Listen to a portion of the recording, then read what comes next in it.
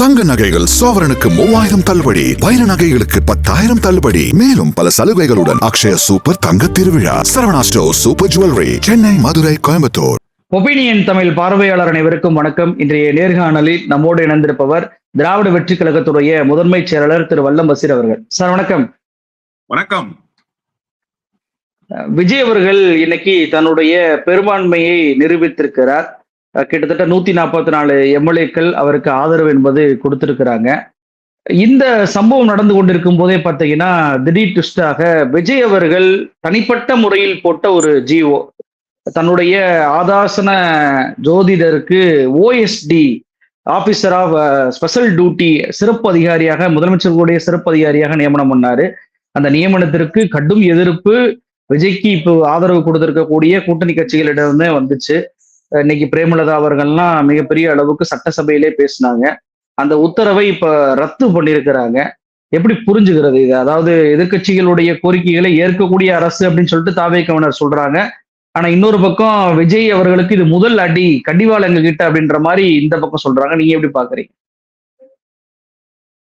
விஜய் கட்சிக்கு பெயர் வைத்தவர். இன்றைக்கு விஜய் எந்த கட்சியினுடைய சார்பில் போட்டியிட்டு எல்லா இடங்களிலும் வேட்பாளர்களை நிறுத்தி 107 இடங்களை பெற்றாரோ அந்த கட்சிக்கு அடிப்படையாக அமைந்தது பெயர். நீங்க விஜயினுடைய துவக்கத்திலிருந்து ஒரு விஷயம் எல்லாமும் வியிலேயே நடந்து கொண்டே இருந்தது. விஜய், வி சாலை, விக்கிரவாண்டி, இவை எல்லாமும் வியிலேயே நடந்தது. இந்த விக்கு பின்னால் இருந்தவர் யாருன்னு கேட்டா இந்த ஜோதிடர் தான்.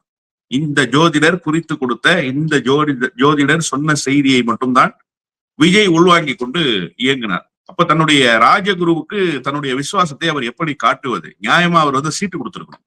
சீட்டு கொடுத்து அவரை அமைச்சராக்கி இருக்கணும். சீட்டு கொடுக்கல. ஏன்னா அந்த ஜோதிடருக்கே தெரியாது ஜெயிப்போமா தோற்போமான்னு. அந்த ஜோதிடர் கணித்து சொல்லக்கூடியவர் தான். ஆனா அவர் கணித்து சொன்ன எல்லாமும் தவறாக முடிந்திருக்குங்கிறதுக்கு நிறைய உதாரணங்கள் இருக்கு. அதுக்கு அப்புறமா வர்றேன் நானு. அதுக்கு முன்பாக அவருக்கு தன்னுடைய விசுவாசத்தை காட்ட வேண்டும் என்பதற்காக இன்னைக்கு பிரேமலதா கூட ரொம்ப அழகா சொன்னாங்க சட்டப்பேரவையில. உங்களுக்கு பர்சனலா ஏதாவது செய்யணும்னு தோணுச்சுன்னா நீங்க பண்ணிட்டு போக வேண்டியதுதானே, அவரை ஏன் அரசினுடைய பொறுப்புல கொண்டு வைக்கிறீங்க அப்படின்னு சொல்லி கேட்டாங்க. அப்ப அவருக்கு ஏதாவது செய்ய வேண்டும் என்கிற அந்த ரீதியில் அவருக்கு அப்படி ஒரு பொறுப்பை நேற்றைக்கு கொடுத்தார்.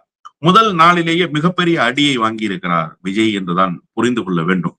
இன்றைக்கு சட்டப்பேரவையில் பேசிய அத்தனை பேரும் விஜய்க்கு ஒரு பெரிய நெருக்கடியை கொடுத்தார்கள். விஜயால் இனிமேல் ஒரு இம்மி அளவு கூட எதிர்கட்சிகளுடைய எதிர்ப்பை தேடிக்கொண்டு நகர முடியாது என்கிற நிலைமை உருவாகி இருக்கு. புளோர் டெஸ்ட்ல பாஸ் ஆயிட்டார். அதுல எந்த விதமான சிக்கலும் இல்லை. அறுதி பெரும்பான்மைக்கு தேவையான இடங்களை விட கூடுதலான இடங்கள் கிடைச்சிருச்சு. நகைச்சுவையாக ஒரு சொல்லாடல் ஒண்ணு உண்டு இல்லையா? ஆபரேஷன் சக்சஸ், பேஷண்ட் டெத் அப்படின்னு சொல்லுவாங்க. அதாவது அறுவை சிகிச்சை வெற்றி பெற்று விட்டது, ஆனால் நோயாளி மரணம் அடைந்து விட்டார். அந்த மாதிரிதான் புளோர் டெஸ்ட்ல வெற்றி பெற்றாச்சு.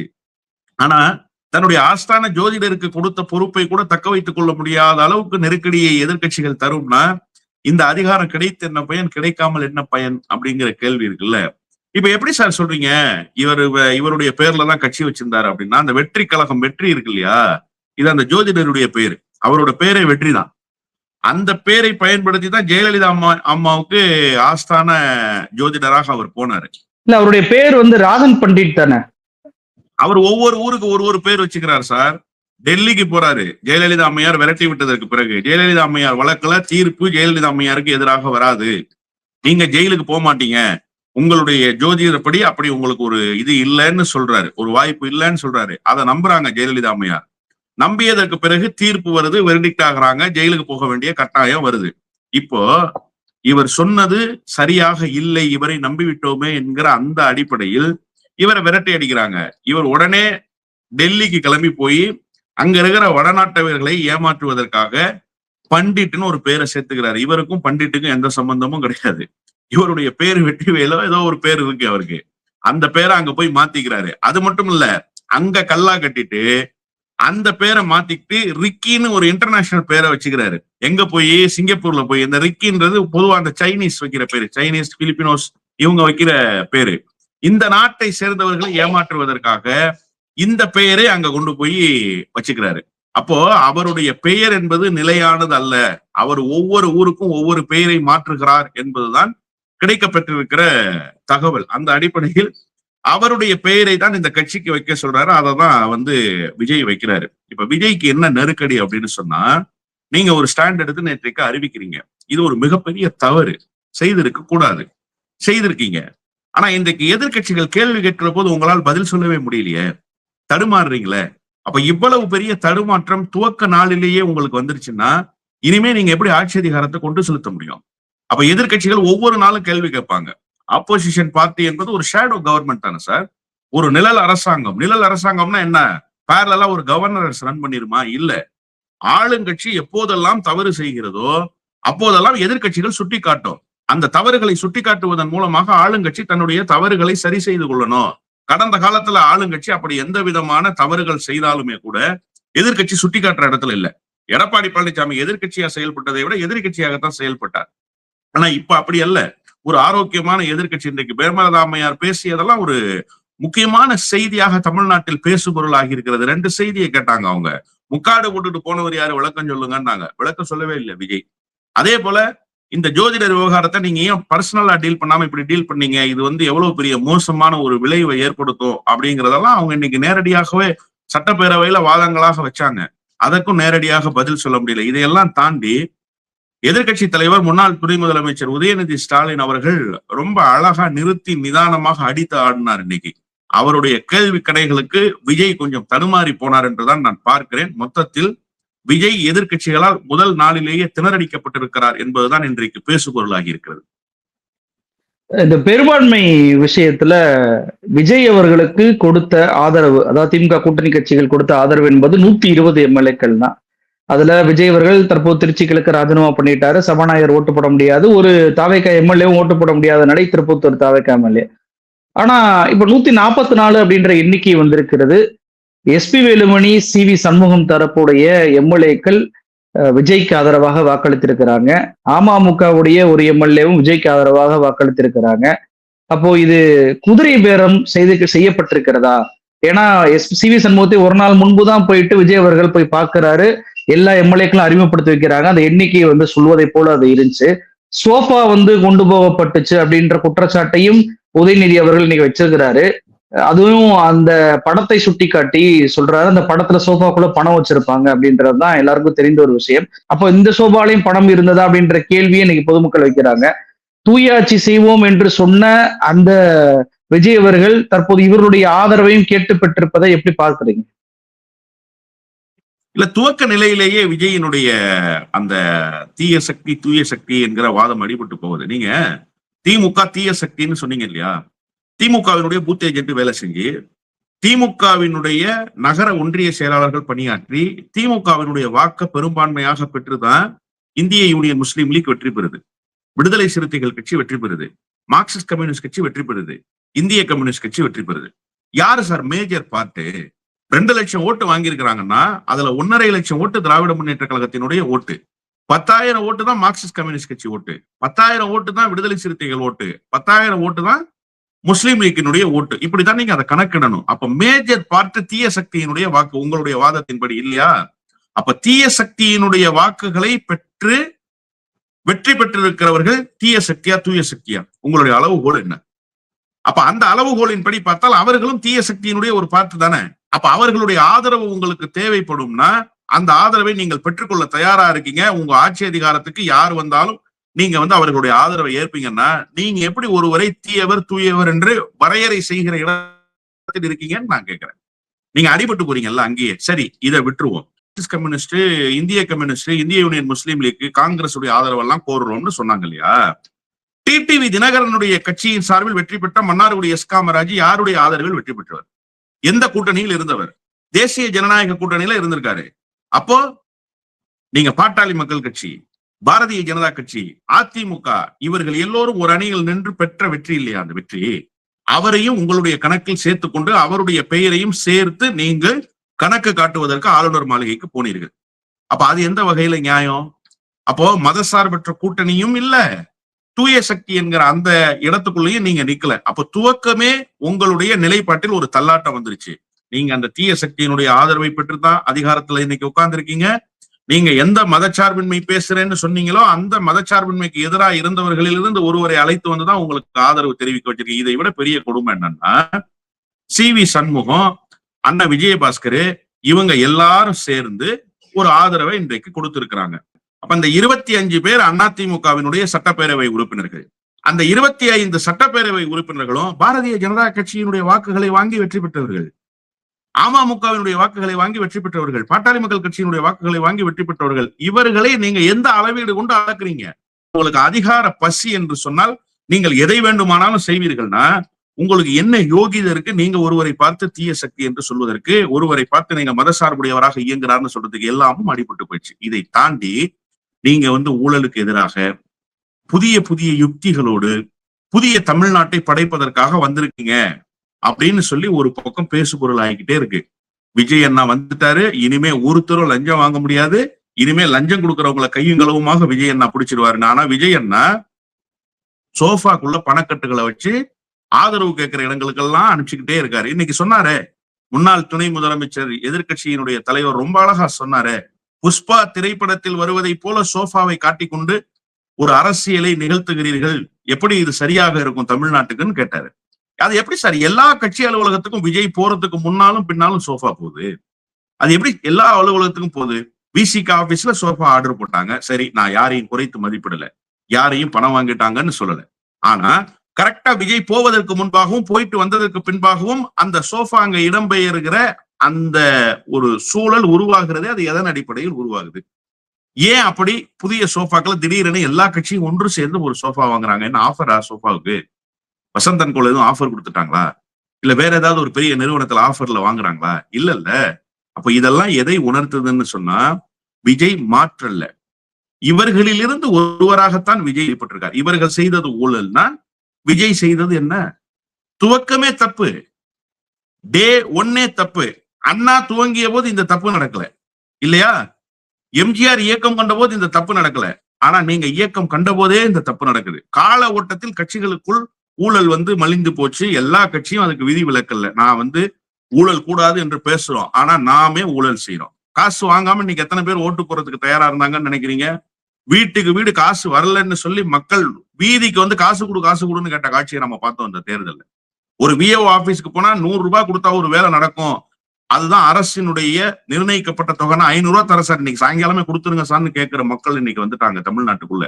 நீங்க நாளடைவில் ஊழலில் மலிந்த ஒரு கட்சிய துவக்க நிலையிலே அண்ணா வரும்போது இப்படி இருந்துச்சா? அண்ணா காசு கொடுத்து ஓட்டு வாங்கினாரா? அண்ணா காசு கொடுத்து திமுகவை துவங்கும் போது எம்எல்ஏக்களை விலை பேசினாரா? இல்ல. ஆனா நீங்க துவக்கத்திலேயே விலை பேசுறீங்கன்னா, அப்ப நீங்க இன்னும் 10 ஆண்டுகள் கழித்து எவ்வளவு மோசமாக இருப்பீங்க? நீங்க இன்னும் 20 ஆண்டுகள் கழித்து இதை விட மிக மிக மோசமான ஒரு காட்டாட்சியை நடத்துகிற நபராக வெளிப்படுவீங்க. அப்ப உங்களுக்கு அதற்கான எந்த தகுதியும் இல்லை. விஜய் மொத்தத்தில் முதல் 5 நாட்களிலேயே அம்பலப்பட்டு போய் நிற்கிறார் என்றுதான் நான் புரிந்து கொள்கிறேன்.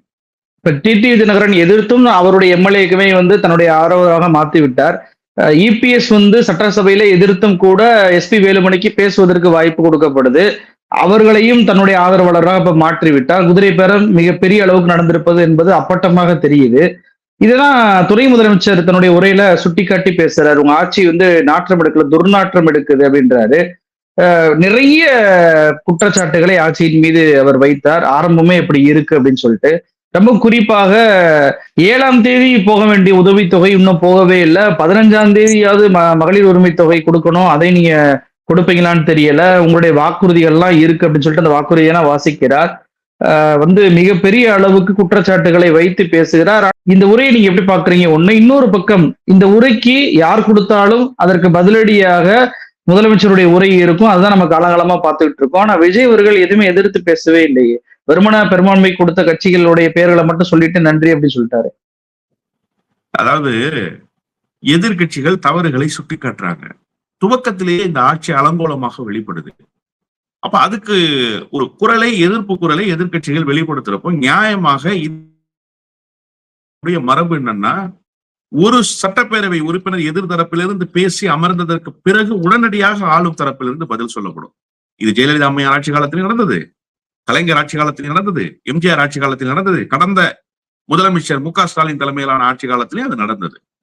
அப்போ ஒவ்வொரு உறுப்பினருடைய கேள்வியும் கவனமாக உள்வாங்கி அதற்கு பதில் சொல்லி இருக்கிறார்கள். ஆனா இப்ப என்னன்னா, எதிர்கட்சிகள் வரிசையாக பேசுறாங்க, ஒரு பதில் கூட ஆளுகிற தரப்பிலிருந்து இல்ல. விஜய் இன்னமும் அந்த கனத்த மௌனத்தோட கடந்து போறாரு. நீங்க இதுவரை ஒரு கட்சியினுடைய தலைவர் சார், பேசாம இருந்தீங்க. ஒரு பொது வாழ்வுக்கு வந்தவர் பேசாமல் ஒரு பிரச்சனையை கடந்து செல்வது என்பது ஒரு அயோக்கியத்தனம். ஒண்ணு ஆதரிக்கணும், இல்ல எதிர்க்கணும். ஒண்ணு மறுக்கணும், இல்ல ஏற்கணும். இதுதானே சார் நிலைப்பாடு. நான் எதுவுமே சொல்ல மாட்டேன்றது ஒரு நிலைப்பாடாக எப்படி இருக்க முடியும்? சரி, இவ்வளவு நாளா கட்சியினுடைய தலைவர் என்கிற நிலையில் இருந்தீங்க. இப்ப நீங்க மாட்சிமை தங்கிய முதலமைச்சர். தமிழ்நாட்டினுடைய தலையெழுத்து 5 ஆண்டுகளுக்கு உங்க இடத்துல ஒப்படைக்கப்பட்டிருக்கு. நீங்க பொதுமக்கள் மனநிலை என்னவோ அதை தானே எதிர்க்கட்சிகள் வெளிப்படுத்துறாங்க சார். இந்த நியமனம் ஜோதிடர் நியமனம்னு நேற்றிலிருந்து அது பேசு பொருள் சார். அததானே சார் இன்னைக்கு எதிர்க்கட்சிகள் பேசுறாங்க. அப்ப எதிர்க்கட்சிகள் பேசுவது அவர்களினுடைய குரல் அல்ல, அவர்களுடைய விருப்பு வெறுப்பு அல்ல.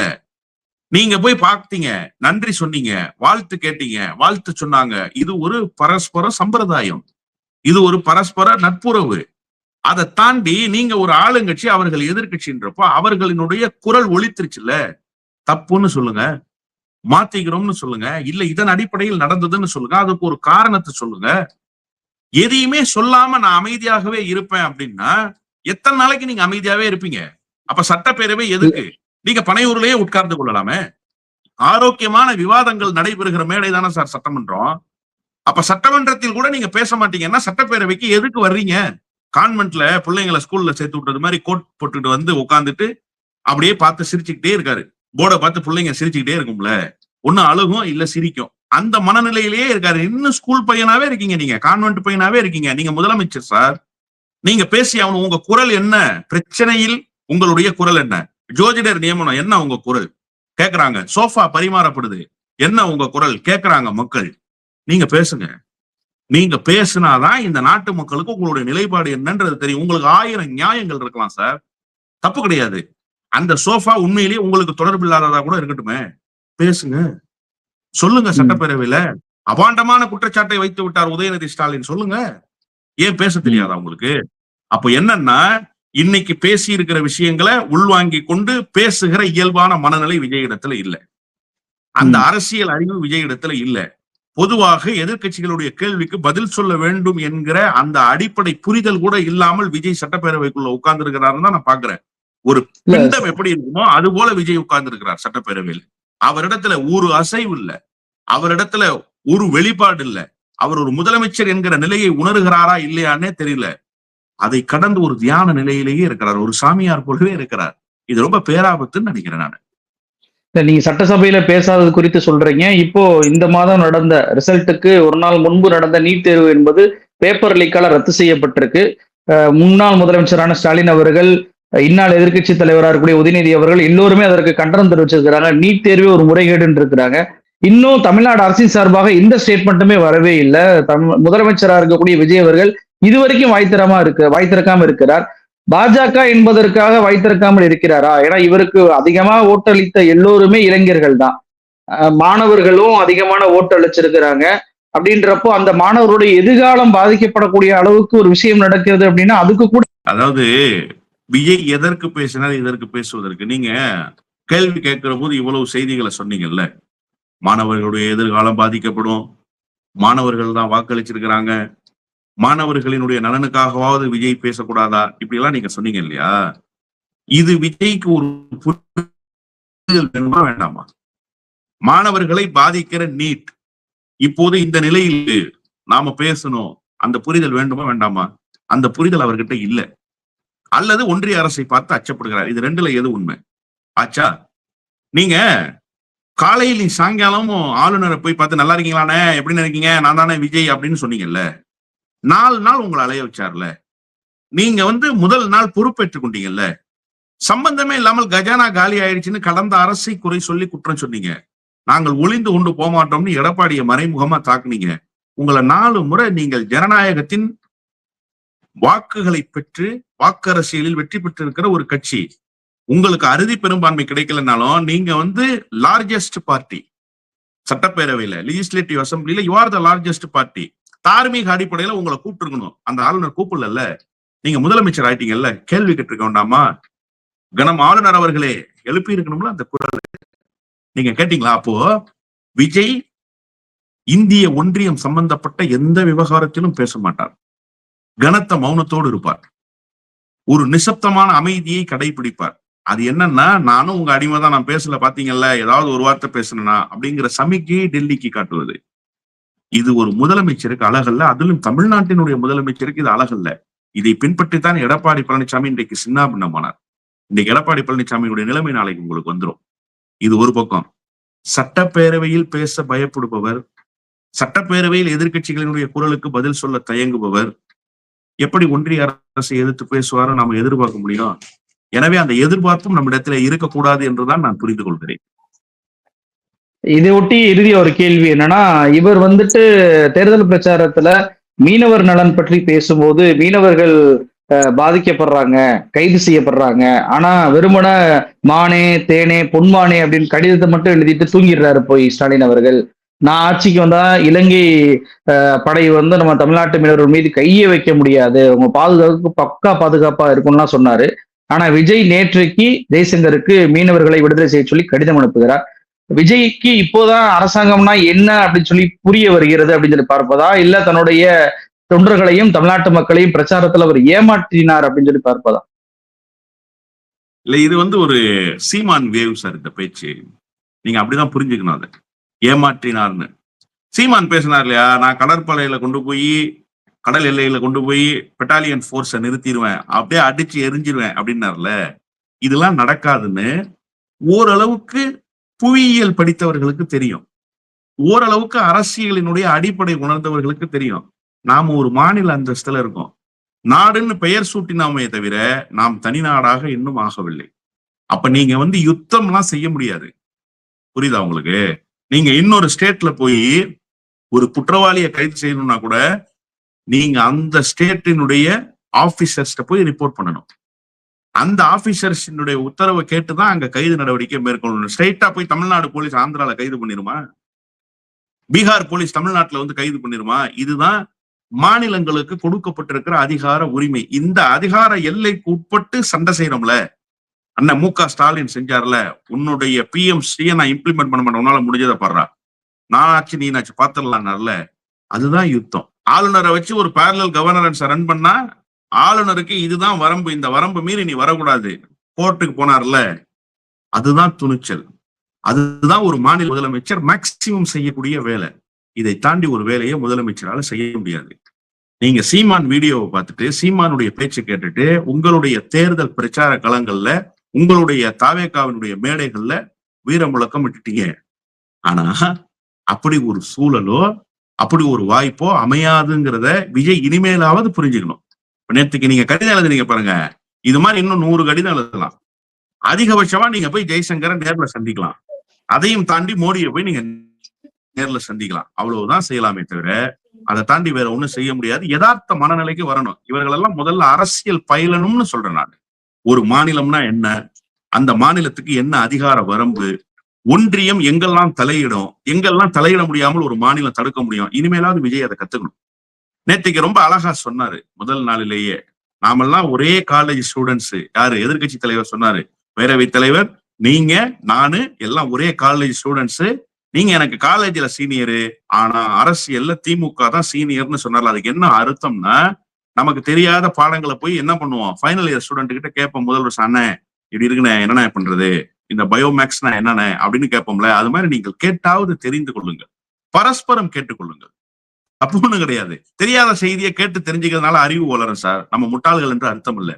நிசப்தமாக உட்கார்ந்து இருப்பது, பேசாமலேயே இருப்பது, இது ஒரு ஆபத்து.